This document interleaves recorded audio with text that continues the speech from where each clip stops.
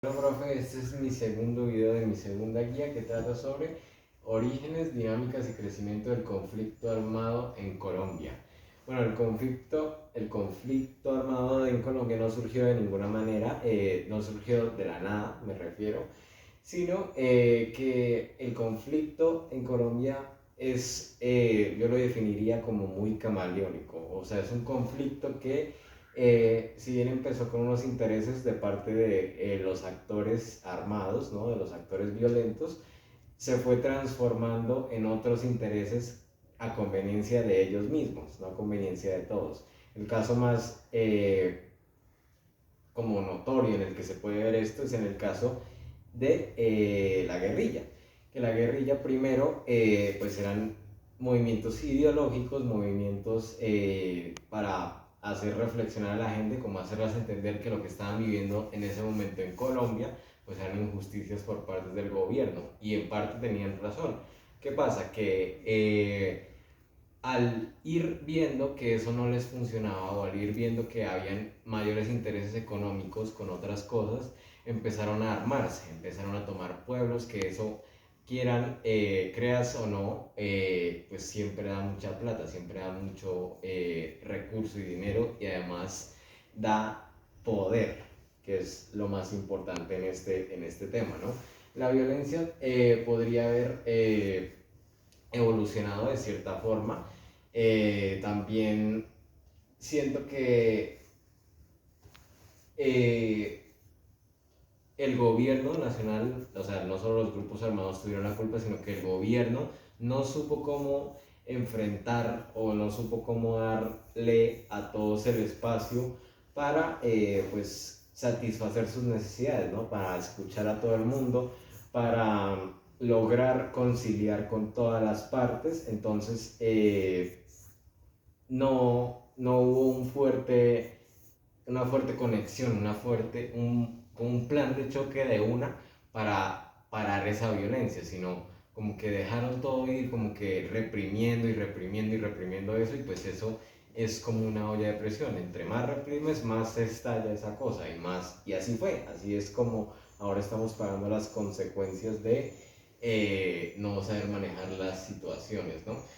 Eh, También estos grupos armados, como que al ver este descontento, o al sentirse así de mal con el gobierno, empezaron a cerrarse, ¿no? A cerrarse y a creer que el gobierno no iba a cooperar, que eso no servía para nada, entonces que el diálogo no servía para nada. Se han intentado muchísimos procesos de paz, y pues siempre termina en lo mismo, ¿no? Los procesos de paz en este país terminan en que yo me siento a hablar con unas personas malísimas que hicieron cosas muy malas a sectores inocentes. Entonces ellos dicen, no, que ya no, ya vamos a desmovilizarnos, vamos a desmovilizar a cierta cantidad de hombres, pero siguen y van y disparan, ¿no? Siguen y van haciendo masacres, siguen haciendo esas cosas. Entonces, eh, es esa desconfianza que se ha creado a lo largo de los años la que impide que se puedan solucionar los problemas de violencia en Colombia. Bueno, por otro lado, también que ha tenido mucho que ver la distribución de tierras, ¿no? Los terratenientes, sí, que muchas personas en Colombia han sido desplazadas, despojadas de sus tierras por la violencia, desplazadas forzadamente, obviamente, ¿no? Incluso arrebatadas a la fuerza, ni siquiera desplazadas, sino arrebatadas a la fuerza. Entonces, esos terratenientes que tienen las posibilidades de repartir las tierras a los campesinos, que finalmente pues ellos son los dueños de esas tierras, ¿no? Los que la cultivaron, los que la trabajaron, los que saben cómo tenerla, pues se niegan por sus intereses económicos.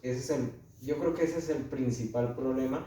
El corazón de la violencia en Colombia es el egoísmo, ¿no? El que todo yo, por encima yo, y yo pisoteo a quien sea necesario para lograr mis objetivos. Entonces, claro, los terratenientes han tenido bastante que ver con el crecimiento de esta violencia en Colombia, ¿no? Porque pues finalmente de los campesinos es donde sale la insurgencia. Gracias a eso, ¿no? Que además también y sin querer descalificar al gobierno, también se pone a veces muy de parte de los terratenientes.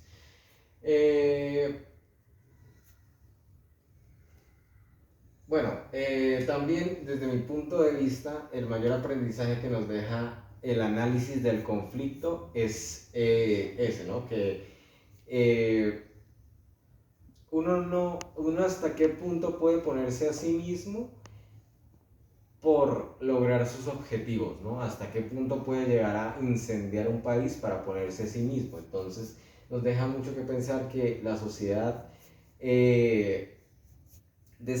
la desigualdad, los problemas es por culpa de qué? De que yo solo me importo a mí mismo. Entonces, eso es el análisis que podemos sacar de esto, ¿no? Y bueno, en el caso de la toma y retoma, este es el punto 2 del Palacio de Justicia. ¿Por qué llegó a la Comisión Internacional de Derechos Humanos, Interamericana, perdón, de Derechos Humanos? Primero porque la Comisión Interamericana de Derechos Humanos creyó incapaz al gobierno de Colombia de juzgar estas acciones, entonces pues decidieron juzgarla a ellos. Y además que en la toma del Palacio de Justicia y en la retoma hubieron actos en los que no se pusieron las vidas de las personas que estaban adentro, sean o no guerrilleros, a salvo, no se tuvo en cuenta a las familias de las personas que estaban ahí adentro.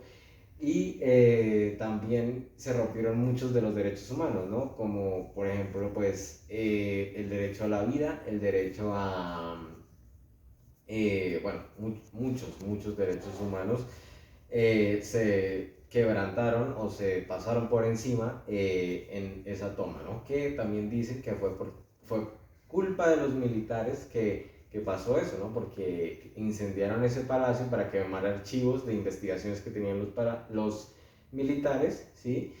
Entonces, imagínate, otra vez por el egoísmo, decidieron pasar encima de un montón de gente inocente solo por ellos. Entonces, por eso fue que llegó a la Comisión Interamericana de Derechos Humanos. Bueno, profe, muchas gracias por escucharme.